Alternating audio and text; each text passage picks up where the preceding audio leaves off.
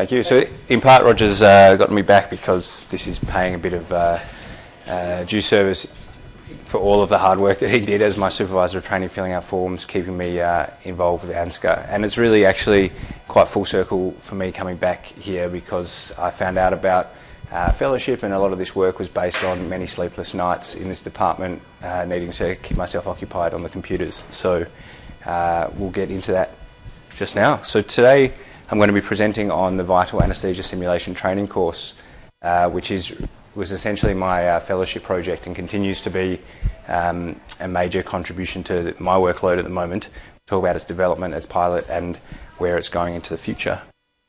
The objectives of this, not that it's come through, it's thinking. So we're going to describe the background to VAST, talk about its development, its design principles, and its initial pilot in Rwanda, and then talk about how we've evaluated the course and where we're moving forward. So first I'm going to jump into the background, going to talk about my background and interest in global health, then a little bit more about the Department of Anaesthesia in Dalhousie, because it's quite a unique anaesthesia department, and then more broadly how things are progressing with anaesthesia and global health. So really my interest in global health started well before getting into anaesthesia training. I was working as a public health officer up in the Kimberley and really enjoyed this kind of broader, more holistic view of health and medicine and what it could offer. Put that on hold for a long time until thinking about fellowship opportunities. And as I said, in this department, did a lot of time on the computers looking at where I could go and what I could do with my fellowship, and found Dalhousie University in Halifax, which is a quite small, slightly strange anaesthetic department that has a very strong interest in global health. So they get donations from their departmental members and have an annual budget of about $100,000 to run global health projects, which involves getting some of their trainees and staff overseas involved in education, and also bringing trainees back to Halifax to do some ongoing training. So this is the view from the Victoria General Hospital on the 10th floor from the operating theatres out over the harbour. It, as I said, is an interesting department and has linked with the Canadian Anaesthesia Society for the last decade to do some capacity building and development of the anaesthesia workforce in Rwanda. So they were tasked with actually just building up the anaesthesia workforce. There was one consultant anaesthetist working in Rwanda post the genocide for about 5 or 6 years, who then obviously called for help and wanted some other people to help deliver the anaesthesia service in that country. So they really started to build anaesthesia training and education, and as part of that was they built a simulation centre and the ability to deliver simulation-based education in Rwanda. That led on to them doing some research into non-technical skills and whether they were of relevance and similar in a low-resource setting as they are in our context, and then also evaluating whether low-cost, low-fidelity simulation could effectively develop people's non-technical skills. And happily they could. It was a really effective teaching methodology, and the non-technical skills that we all know about are almost the same in a low resource setting. More broadly, anaesthesia and global health has undergone some major changes and developments in the last 3 to 4 years.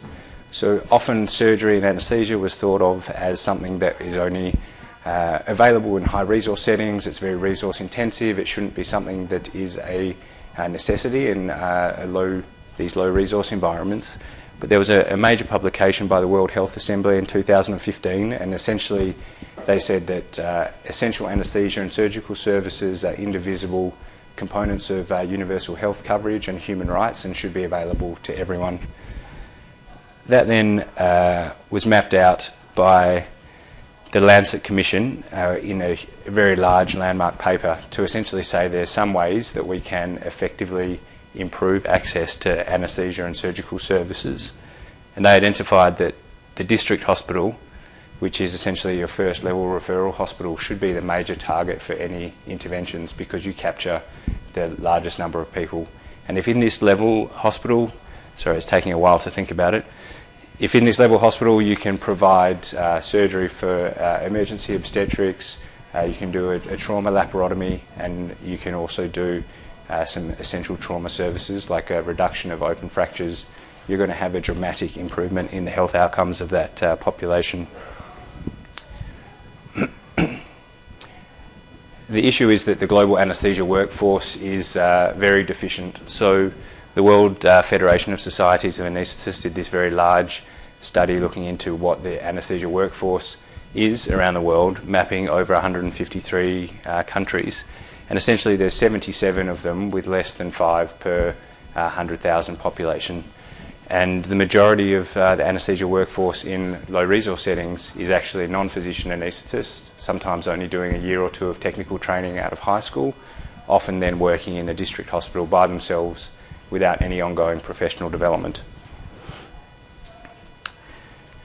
So with that background in mind, this is what I came into to start my fellowship. I had a year as a global health fellow at Dalhousie University. I had split time between being a clinical attending 2 days a week in theatre and then 3 days a week that I could dedicate towards global health work. And essentially sat down with my supervisor and said, well, let's try address some of these issues, work in the context that we know, which was Rwanda and simulation training, and try develop a simulation program that's specifically designed for non-physician anaesthetists or people working in a district hospital, and really addressing those core components of anaesthesia practice.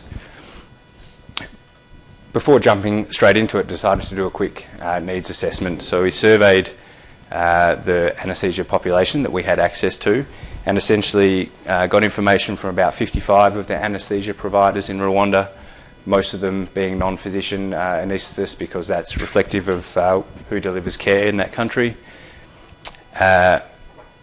We got some information on their experience with simulation, which showed that they actually did have quite a lot of experience, and that it was reflective of the work that had been done up until that point.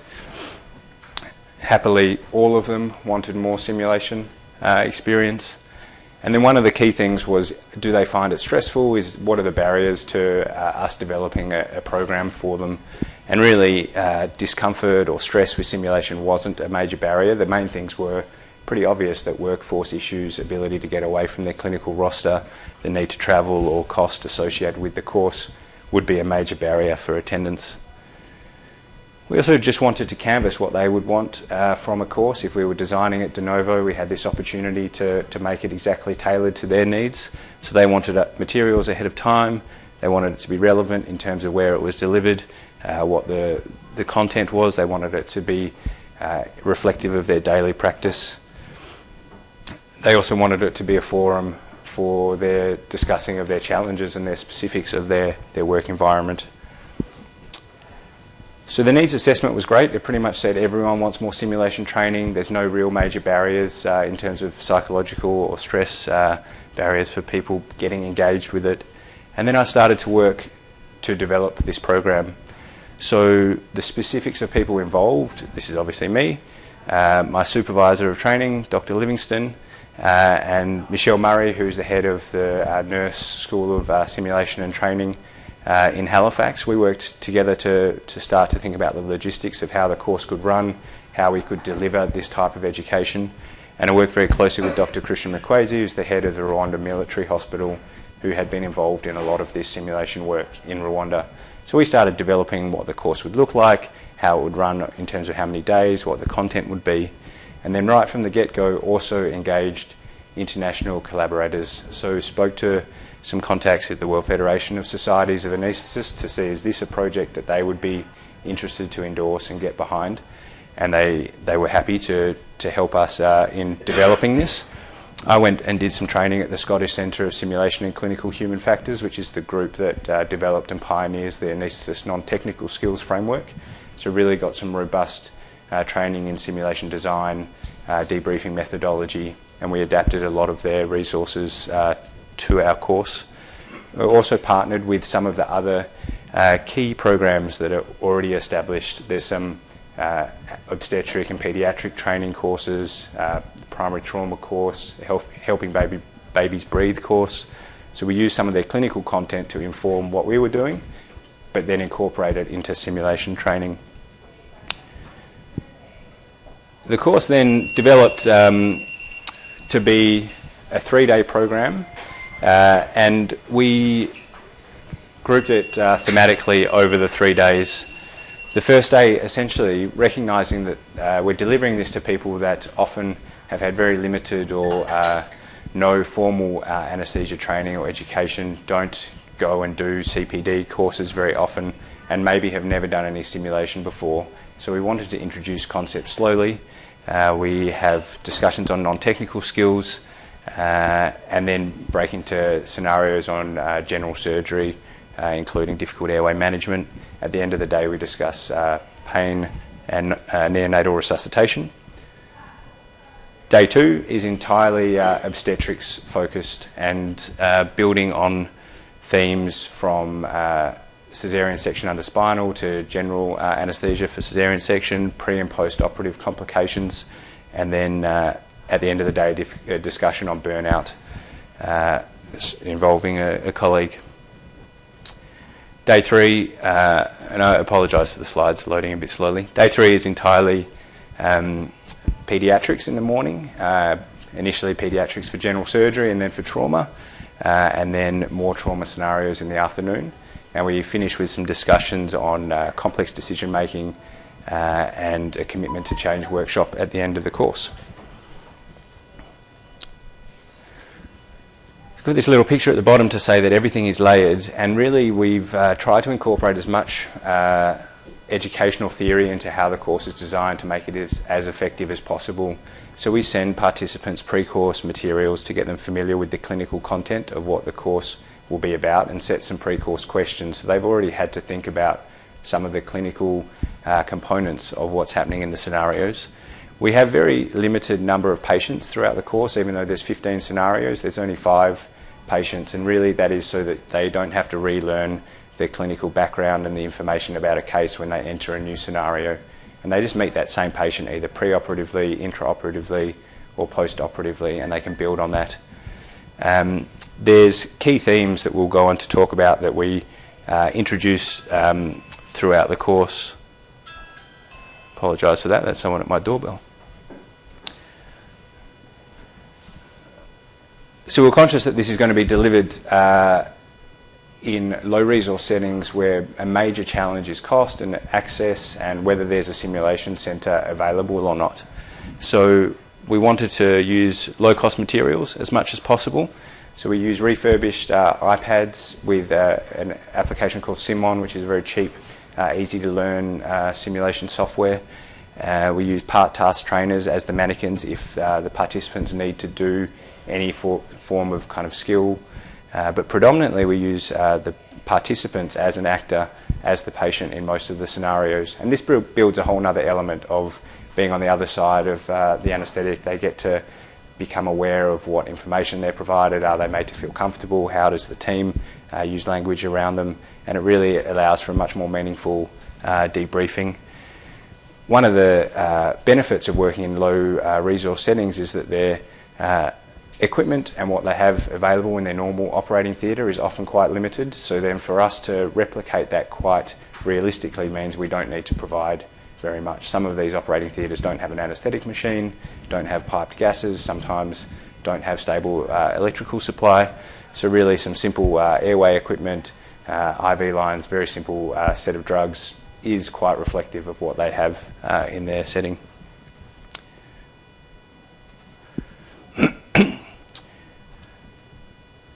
Right from the beginning, we wanted the course to hopefully disseminate and expand beyond the Rwandan context, and also we're conscious that we wanted other people to deliver it and get the same outcomes for participants.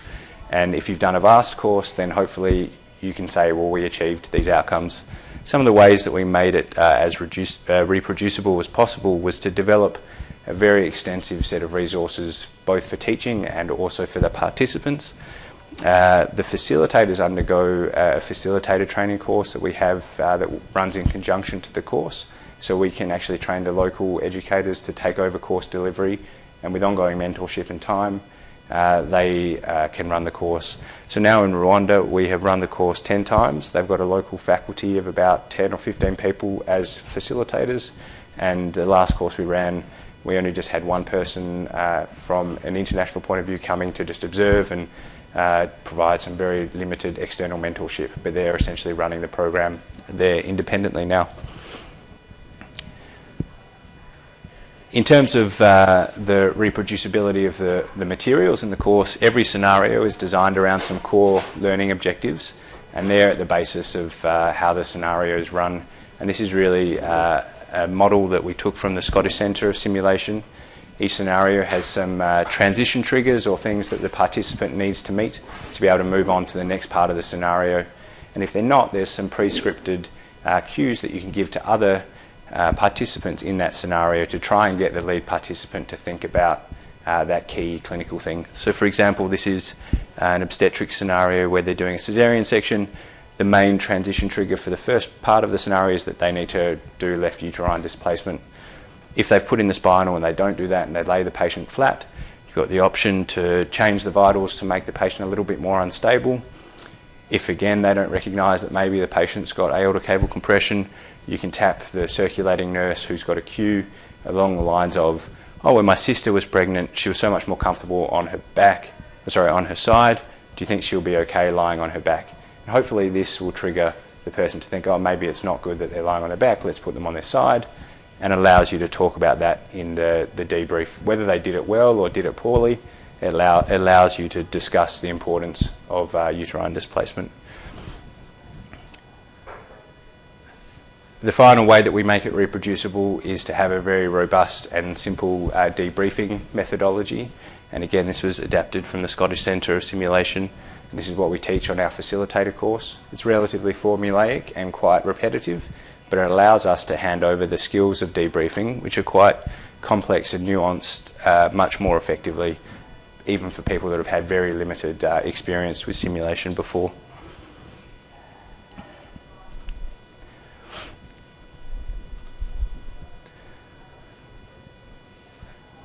So whilst it's a low fidelity, low cost simulation, we do try to build as much fidelity in terms of psychological or emotional fidelity.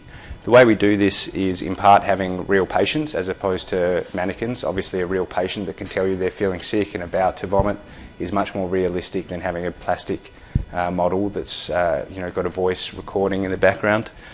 We have discoverable pathology with some printed out photos. So for a trauma scenario, for example, at the top there's some rib bruising that might indicate that there's some fractured ribs underneath and maybe a pneumothorax. You can ask for images if you need. Every scenario has documentation, which is probably not reflective of some of the contexts where people work, where there's consent forms and observation charts and thorough patient documentation. This doesn't necessarily translate, but we're trying to advocate for best practice, so we talk about this in the debrief as well. The scenarios are scalable in a sense that the participants may be ranging. In a country like Rwanda, there's some physician anaesthetists that are very experienced, that have gone overseas and done some high-level training, or there's non-physicians that have done almost no formal anaesthesia training. So it's quite complex when you have a mixed group of people that have different experiences, how you can engage them. And we do this by having some core scenarios with core content that people need to be able to deliver, and then within that scenario you can progress it to become more and more complicated. So this is a trauma. If it's someone who's performing at a relatively simple level, you can just get them to do a primary survey, recognise the patient's hypoxic and deliver some oxygen, and that's what your goal is for that participant. If it's someone who's much more experienced, the patient can deteriorate more, have a likely pneumothorax, and they need to think about treating that. And if it's someone who's completely hitting it out of the park, that patient can get a tension pneumothorax, completely desaturate, need to have an RSI, and their chest decompressed at the same time.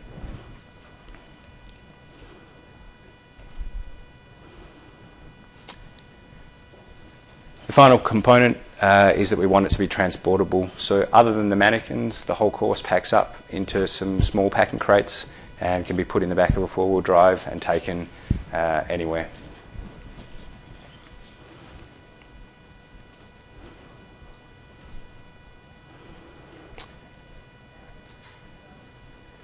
So we first piloted the course in Rwanda in January of last year.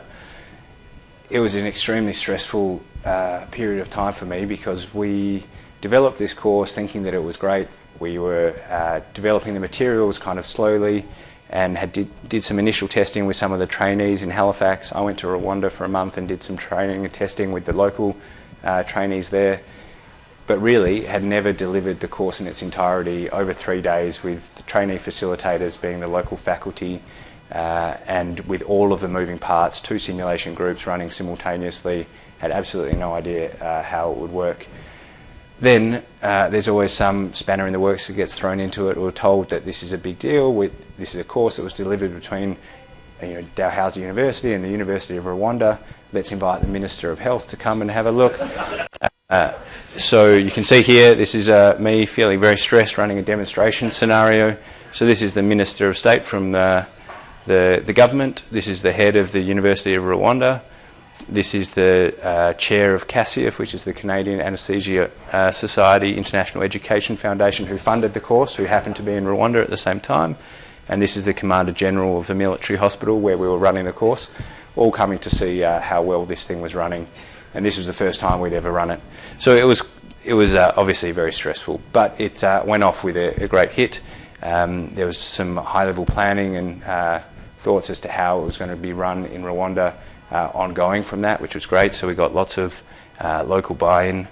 One of the things that was quite nice as well is that we trained a local technician to be the simulation coordinators, to run the scenarios, to pack down the scenarios between each session, to be able to help the local faculty to deliver it. So she used to work in the phlebotomy lab, but now is our course coordinator that helps them run the course on a regular basis. So even though the pilot was successful, I came away from it with a lot of learning and a lot of ideas as to how to refine and streamline the processes, and essentially developed version 1.0 of the VAST course, which is what we have now. It's been delivered in a range of countries now. So in the top is in Prince George in British Columbia. So CASIF recognised that there's global health work for them to do close to home in Canada. So this is in an underserved area of Canada. We've run it in Ethiopia and also in India, partnering with the WFSA. As I said, it's been delivered about 10 times in Rwanda now, and they're independent with their faculty and delivery of the course. One other thing that we strive to do, though, is to evaluate the program very early in its outset, and this is something that's quite challenging to do for educational programs in low resource settings. But we had this unique opportunity. I was still had a few months left of my fellowship to write a study proposal, so we decided to do a prospective mixed methodology evaluation of VAST, and particularly whether it's effective at developing non-technical skills in the participants that we recruit. So we set ourselves a bit of a challenge. The courses were delivered, we delivered 2 courses in Nyagatare province, which is right in the remote northeast of the country, and another 2 courses in Butare, which is the secondary city, the second biggest city in Rwanda, and prospectively evaluated the course both with quantitative and qualitative information. We designed 3 study scenarios which were standardised scenarios separate from the course, and got participants to perform in them immediately before the course, immediately after the course, and then did delayed assessment at 4 to 5 months afterwards to look at retention of skills, and essentially used the anaesthetist non-technical skills framework to evaluate what their non-technical skills were like. Happily, their non-technical skills improved, and they improved quite dramatically between the pre and the post-course testing, and those skills were entirely retained at the 4 to 5 month testing point. And that was consistent both for the global score of a non-technical skills and also all of the 4 subcategories.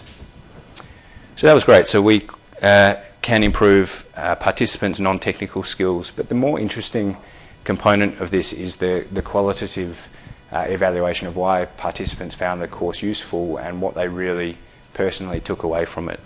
Essentially, they said that with repeated practice, using a systematic approach and using the cognitive aids and algorithms that we promote throughout the course, they build their confidence and skills. They also learn an appreciation of team function, and this empowers them to provide safer care. Now I'm just going to read a few of the specific transcripts from the focus group discussions. So we ran at the retention test at 4 to 5 months after the course some focus groups where we got participants to record logbooks where they, over the period of the 4 to 5 months post the course, where their non-technical skills that they learnt in VAST course actually had some relevance to their clinical practice. We got them back together and reviewed their logbooks and talked about some of the learning that they got. One participant says, VAST gave us tools and techniques like S-bar, AMPLE, the A to E approach to make sure we see and evaluate everything. With these tools we can't forget something important. We can be systematic and avoid forgetting details. Another said, for me, especially after VAST, I learnt how to manage a crisis without panic. Really, when I received a PPH before, I was panicked and I was in trouble. Now I know how to delegate. I saw 9 PPH post-VAST and all survived. We start, we assess the patient, we get blood, all are able to go to recovery rather than ICU because of their management. Another says, my confidence has improved and the team thinks so. They say, you saved the patient. Usually we just called for the procedure. Now you feel like you're part of the team to give advice and give suggestions. Now you're part of the management. This team-orientated approach and being part of a broader group was quite important for a lot of people. Another reflected that prior to VAST, I was more likely to keep the patient's management to myself alone, but now I'm more likely to call for a team approach. We can do better management than with one person. Another reflected that after VAST we got the hospital together and we talked about what we had learnt and how the anaesthesia team got training. We shared these changes with our colleagues at the hospital. Another reflects that going back to the question of what makes the course successful is the way it was conducted. It included a multidisciplinary team. We had a surgeon and a nurse, so it was easier for those involved in the course to understand the importance of being systematic. We faced also some challenges, like people who didn't complete the VAST course. They want to continue sometimes like before. Now we must insist to do it better. This course must be taught to as many people as possible. So this reflects on something I didn't mention before. We have a multidisciplinary group, so it's focusing on anaesthesia providers. In any simulation group there's usually 7 or 8 people.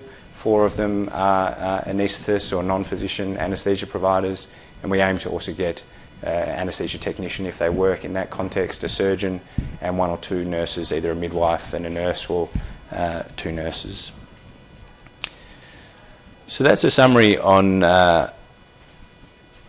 where VAST has been and how we've evaluated it. Where we're going now is a bit of a complex mess for me. This is my kind of mind map of VAST and its future. Essentially we have the VAST course, which is a 3-day simulation course which we've already delivered in a range of places and have a plan for quite a few more into the future, which I'll show you on the map, and the VAST facilitator course. We're also delivering an instructor course in Halifax in November, and we'll be doing one hopefully in Darwin next year, which is a more higher level program looking at implementation planning and delivery of this course into a new region. So dealing with a lot of the logistics and challenges with getting funding and how you mentor the local faculty, how you establish the new program.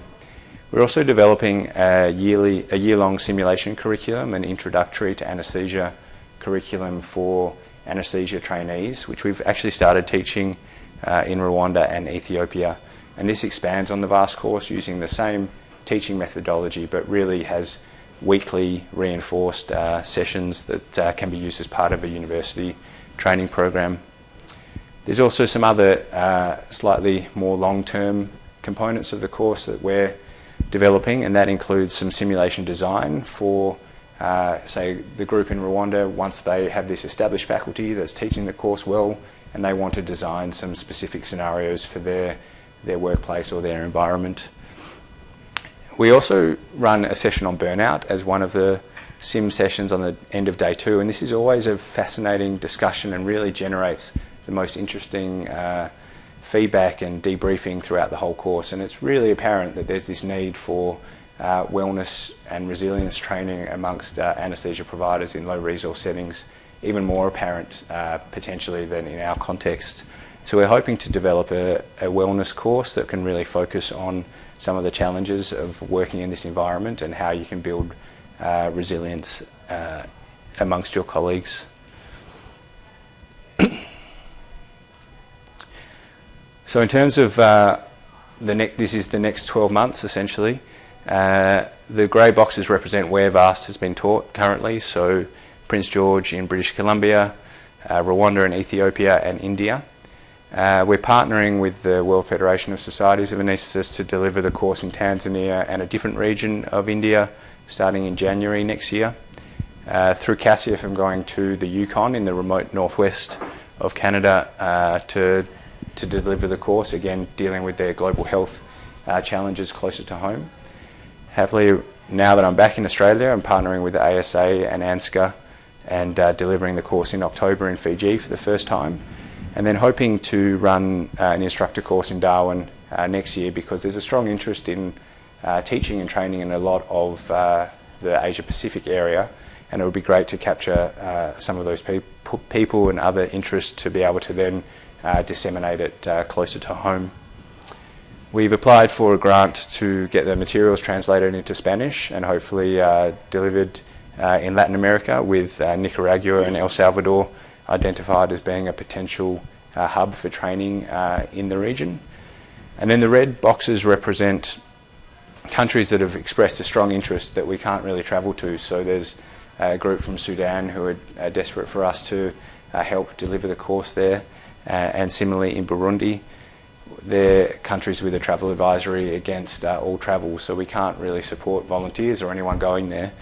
So hoping to run an instructor course in Ethiopia in January next year as well, and get those groups to Ethiopia where we can do some training there and do some more kind of mentorship and development from a distance.